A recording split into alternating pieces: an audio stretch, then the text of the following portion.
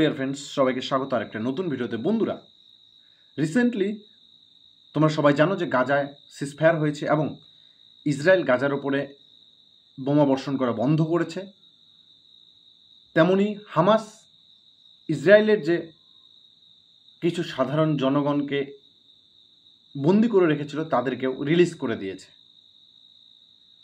তো তার পরবর্তী সময়ে ডোনাল্ড ট্রাম্পের প্রতিনিধিত্বে একটা গাজা পিস সামিট নামে একটি সভার আয়োজন করা হয়েছিল এবং সেই সভাতে বিশ্বের কয়েকটা দেশের প্রধানমন্ত্রী, প্রেসিডেন্ট এবং সেই দেশের কিছু সরকারি সদস্যরা উপস্থিত ছিল।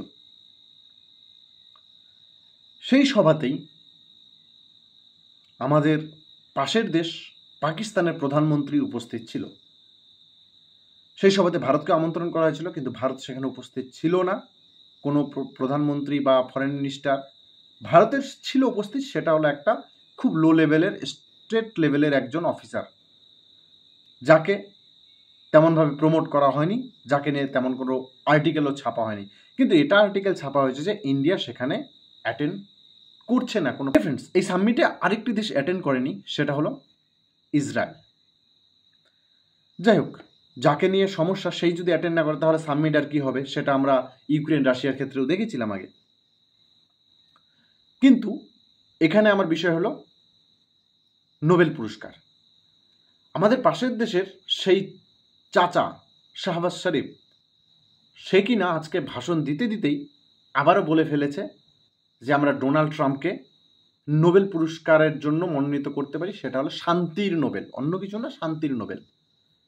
সেই শান্তির নোবেল আমরা ডোনাল্ড ট্রাম্পকে দিতে পারি, কারণ তিনি বিশ্বের অলরেডি 8টা যুদ্ধ আটকিয়েছে। 8টা যুদ্ধ কোন কোন সেটা আমারও জানা নেই, 8টা যুদ্ধ কোনটা কোনটা, কিন্তু কয়েকটা জানা আছে যেগুলো ক্লেম করে ভারত পাকিস্তানের অপারেশন সিন্দুর যেটা করেছিল বা তার ফলে যে যুদ্ধটা রূপ নিচ্ছিল, সেটা এক নাম্বার। আরও অন্য কোথায় যুদ্ধ আটকিয়েছে, তার মধ্যে যে গাজা সামিট যে হচ্ছে, গাজার যুদ্ধ আটকিয়েছে।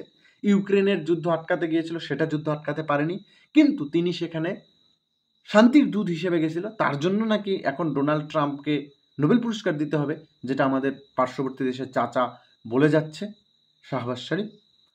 তো বন্ধুরা, এই যে ব্যাপারগুলা, নোবেল পুরস্কারের ব্যাপার ডোনাল্ড ট্রাম্পকে দেওয়ার জন্য মনোনীত করতে যাচ্ছে কে? পাকিস্তান। মানে বিশ্বের আর কোন দেশ দেখ বা নোবেল কমিটি দেখ বা না দেখ, কিন্তু শাহবাজ শরীফ, তাদের ফিল্ড মার্শাল, তারা কিন্তু নোবেল পুরস্কার অলরেডি ডোনাল্ড ট্রাম্পকে দিয়ে দিয়েছে।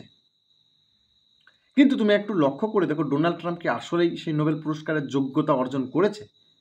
কারণ ইসরায়েল গাজার যুদ্ধ সে আসার প্রায় আগে থেকে শুরু হয়েছে, কিন্তু ডোনাল্ড ট্রাম্প প্রেসিডেন্ট হওয়ার পরবর্তী সময় 8টা মাস কেটে গিয়েছে। তারপরে সেই যুদ্ধ 8 মাস পরে গিয়ে এখন সিজফায়ারের রূপ নিয়েছে। তাহলে 8 মাস আগে কেন পারল না? তার কি ইন্টারেস্ট ছিল? এক নাম্বার। রাশিয়া ইউক্রেনের যুদ্ধ আটকাতে পেরেছে? এখনও পারেনি। ভারত পাকিস্তানের যে যুদ্ধটা তিনি বন্ধের কথা বলে, আসলে কি সেটা আটকিয়েছে? ভারত সরাসরি বলে দিয়েছে যে এখানে কোনো আমেরিকার হাত নাই। এটা আমরা নিজেরাই বন্ধ করেছি। আমাদের টার্গেট ছিল জঙ্গি সংগঠনের ঘাঁটি উড়ানো, আমরা উড়িয়েছি, বাস আমরা বন্ধ করেছি।